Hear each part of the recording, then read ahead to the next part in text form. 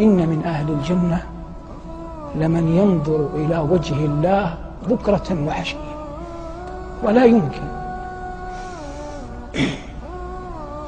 أن تكون هناك عطية أرفع من أن يصل العبد بإيمانه وأعماله التي هي من رحمة الله إلى مقام يخلد فيه في الجنة ويمتع برؤية وجه الله بكرة وعشية.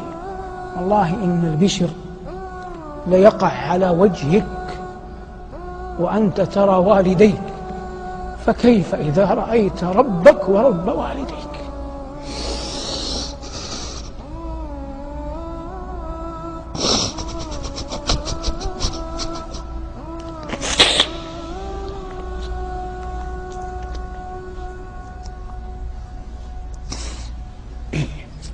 كلما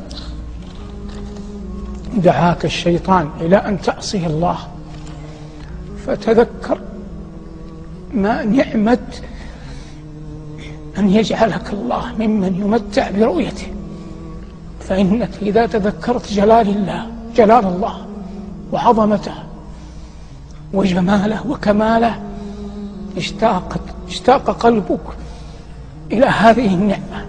وهذا والله أعظم، إذا وقر في القلب أعظم ما يحجب بالعبد عن المعاصي.